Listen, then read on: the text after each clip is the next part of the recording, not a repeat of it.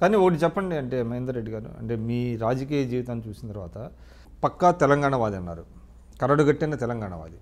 కానీ దురదృష్టం అంటే కేసీఆర్ గారి మీద మరి మీకున్నటువంటి వ్యతిరేకత వల్ల కావచ్చు, తెలంగాణని వ్యతిరేకించే శక్తులతో మీరు కలిశారు, కాదంటారా? ముమ్మాటికి కాదండి. కేసీఆర్ మీద వ్యతిరేకత అనేది నాకు విమోచన లేదు. సైద్ధాంతిపరకమైన విభేదమా తప్ప ఆ రోజు తెలంగాణ రాష్ట్ర సమితి సాధించినప్పుడు, పార్టీ ఏర్పాటు చేసినప్పుడు కూడా క్లియర్గా చెప్పడం జరిగింది, నేను నా భార్య తప్ప నా కొడుకు కూతురు ఎవరు కూడా ఇందులో రాజకీయాల్లోకి రారు, వాళ్ళందరూ కూడా అమెరికాలో ఉన్నారు, మియా బీవీఎం దోనో అని చెప్పి అని చెప్పడం జరిగింది. ఎందుకంటే ఉద్యమంలో వంశపారంపర్య రాజకీయాల కంటే కూడా ఉద్యమానికి ఒక విలువ తీసుకురావాలంటే ఇవన్నీ కూడా అవసరం.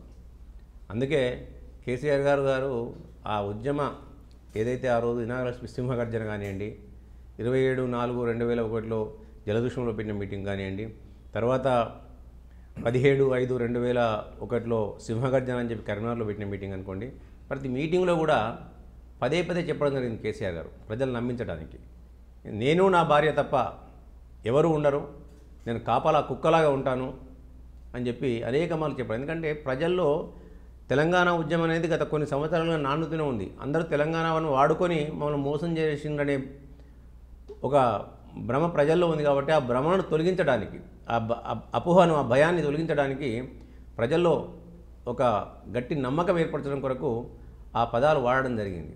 ఆ పదాలు వాడినప్పుడు మేము కూడా అనుకున్నాం ఏంటంటే, కేసీఆర్ గారు నిజంగా కూడా చాలా నిబ్బరంగా చెప్తున్నారు, కుటుంబ రాజకీయాలకు కానీ వారసత్వ రాజకీయాలకు కానీ వారు తావివ్వరు, కాబట్టి మనం అందరం కూడా కలిసికట్టుగా వారికి అండగా ఉండాలన్న ఉద్దేశం కొద్దీ ఆ రోజు మేము పోవడం జరిగింది.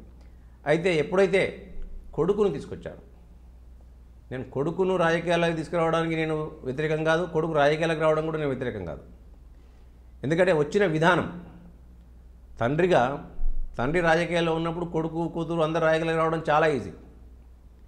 ఆ హోదాతో రావడానికి మేము వ్యతిరేకిస్తున్నాం. నిజంగా కూడా ఉద్యమాలు చేయాలంటే మొదటి నుంచి రావాలా.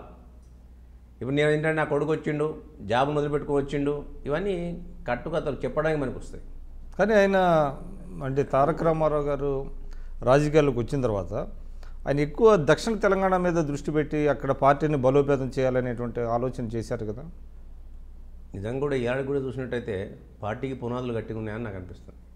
దక్షిణ తెలంగాణలో ఏముందండి, ఇవాళ కూడా పార్టీగా పనిచేసిన కాడ ఉత్తర తెలంగాణలో కూడా పార్టీ ఉద్యమము ఎందుకు అంత బలంగా ఉందంటే, నేను గట్టిగా నమ్మేది, ప్రగాఢంగా నమ్మేది, ఆంధ్రప్రదేశ్లో, అందులో ప్రత్యేకించి తెలంగాణ ప్రాంతంలోని ఆ 10 జిల్లాల్లో ఉత్తర తెలంగాణలో కొన్ని సామాజిక ఆర్థిక సమస్యల వల్ల కొన్ని ఉద్యమాలు అప్పుడు నడిచినాయి.